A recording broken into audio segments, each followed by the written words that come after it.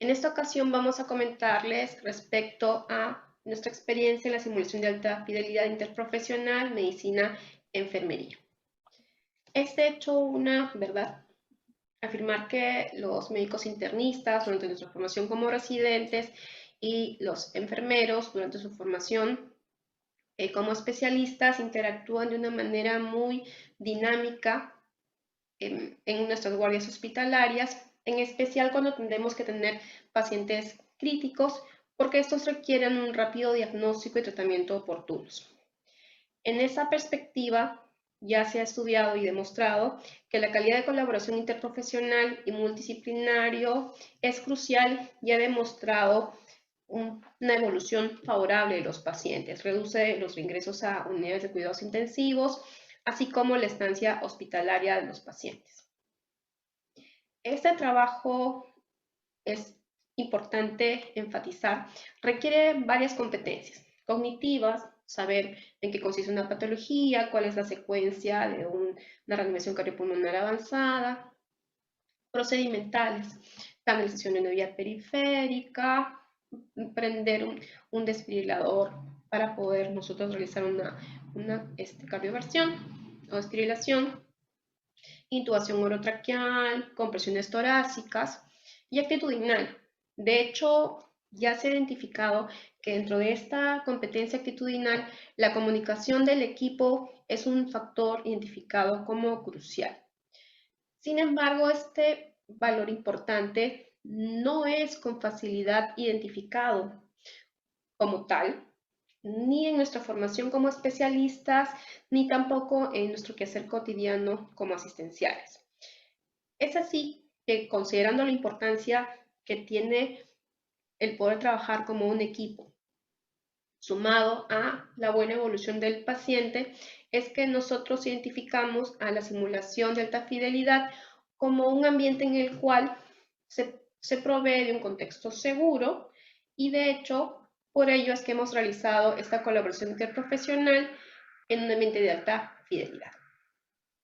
Para esta experiencia participaron 4 residentes de segundo y tercer año de medicina interna de la sede hospitalar Obispo Loaiza y 4 estudiantes de la especialidad de enfermería de emergencias y desastres en el periodo implicado entre el 26 de enero y 13 de febrero de 2019. Para ello, los investigadores diseñamos 4 casos. El primero de crisis asmática, crisis hiperglicémica, trastorno ácido-base e infarto agudo de miocardio, todos los cuales evolucionaban premeditadamente hacia un paro cardiorrespiratorio. Estos se desarrollaron en 4 sesiones diferentes, espaciados de intervalos aproximados de una semana. Acá tenemos parte del equipo que se encontraba durante la sesión. La metodología constó de 3 fases, la fase teórica de desarrollo y la final. En la fase teórica se seleccionaron y enviaron guías de manejo de RCP avanzado de la patología correspondiente a la semana y los objetivos de aprendizaje, esto por vía correo electrónica la semana previa al desarrollo del escenario. En la fase ya misma del desarrollo, es decir, el mismo día de la simulación, tenemos una etapa de briefing que es muy importante. De hecho, ahí nos presentábamos tanto los instructores como participantes y explicábamos en qué consistía los materiales con los que se contaban para la simulación. De hecho, muchos de los participantes eran la primera vez que estaban en un centro de simulación de alta fidelidad, entonces se les mostraba el tópico de atención de urgencias, de emergencias que contábamos nosotros con un maniquí de cuerpo completo, que era nuestro paciente, el coche de paro, el desfibrilador, este simulador que podía proveernos, que eran parámetros hemodinámicos conectado a un monitor multiparámetro, era un simulador que tenía ruidos cardíacos, respiratorios, y que asociado a una voz que estaba en off podía brindar información clínica sobre su estado actual, ¿no? Es decir, los síntomas del paciente. En esa misma línea también es importante comentar que había cosas que el maniquí no podía simular. Por ejemplo, cianosis, edema, ictericia, ascitis. Y para aquellos parámetros que no eran susceptibles de ser mostrados por el simulador, contábamos con otra voz en off que denominamos nosotros la voz de Dios. a la cual podían acudir nuestros participantes para tratar de identificar alguna de estas variables clínicas. Otra cosa importante que era la que teníamos que desarrollar en este briefing era un contexto seguro para los participantes, ¿no? Y para ello nosotros utilizábamos tanto el principio básico como el principio de confidencialidad, ¿no? En el contrato básico nosotros poníamos claramente sobre la mesa que pensamos que los participantes son personas inteligentes, competentes, que quieren hacer bien su trabajo y que desean mejorar.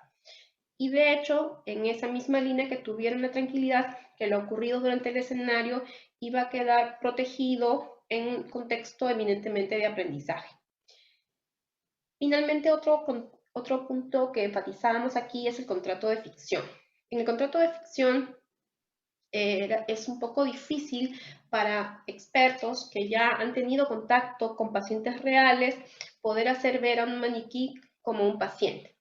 Sin embargo, nosotros procurábamos enfatizar el hecho de que mientras más real viéramos a este paciente y tuviéramos claro que nuestro objetivo era diagnosticarlo y estabilizarlo, el aprendizaje que pudiéramos conseguir al término de la sesión iba a ser mucho más rico para todos los involucrados durante la práctica. En paralelo, nosotros planteábamos claramente que el escenario iniciaba cuando un personal de SAMU Bomberos hacía un pequeño resumen del caso del paciente y finalizaba cuando el médico que estaba entrando de guardia pedía un resumen del caso y de las atenciones brindadas. El escenario duraba aproximadamente 20 minutos por cada uno de los casos, y de hecho los participantes tenían que atender a un paciente simulado crítico, y dentro de su atención se tenía que incluir el DRCP avanzado, todo lo cual era supervisado por los instructores en un ambiente diferente, que lo voy a comentar en unos instantes más. De hecho, también es importante comentar que todos los parámetros hemodinámicos del simulador iba modificándose de manera constante en función del tratamiento farmacológico, las decisiones terapéuticas del equipo de trabajo. Y los exámenes de ayuda al diagnóstico también eran interpretados por el equipo en tiempo real. Además, nosotros de observar el desempeño, ¿no?, las acciones, intubación, compresiones torácicas, administración de determinados fármacos, también nosotros valoramos mucho la comunicación interprofesional entre los miembros del equipo, y nosotros nos encontrábamos, como yo les había adelantado, detrás de un espejo, ¿no?, en la cámara de Gesell, y estábamos atentos a los objetivos de aprendizaje previamente diseñados para la estación. Luego de culminar el escenario, pasábamos a un ambiente diferente para poder conversar sobre lo que había ocurrido durante la simulación. De hecho, empezamos siempre con la exploración de las emociones, porque cuando tenemos a un paciente inestable, crítico, tenemos muchas emociones encontradas y es necesario tratar de primero decirlas en voz alta, comentar que es normal sentirnos así luego de haber atendido a un paciente inestable, para que estas emociones no opaquen el análisis posterior, ¿no?, y nos permita poder ver las cosas de la manera más objetiva posible. Luego de eso, uno de nosotros, los instructores, hacíamos la parte de un resumen de en qué había consistido el caso del paciente que habíamos atendido puntualmente por cada fecha, a lo que denominábamos homogeneización del escenario, y garantizábamos que todos los miembros del equipo hayan visto el caso en una perspectiva muy similar. En esa misma línea, nosotros pedíamos a los participantes una autoevaluación, una evaluación de su propio desempeño utilizando la estrategia de Plus Delta, es decir, que nos describan cuáles de sus acciones habían considerado que habían funcionado bien durante la atención del paciente y que se podrían autoaconsejar para mejora en subsiguientes atenciones.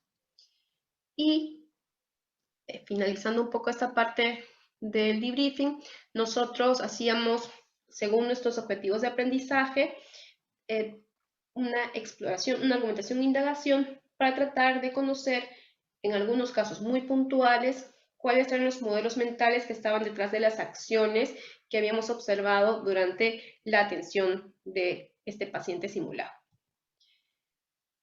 En la fase de los mensajes para llevar, solicitábamos a los participantes que escriban cuáles eran los aprendizajes que consideraban que eran extrapolables a su práctica clínica cotidiana y nosotros luego por vía electrónica enviábamos una encuesta de satisfacción por el formulario Google, en el cual el 99% de los participantes consideró que la metodología utilizada, el escenario y el simulador contribuyeron a su aprendizaje.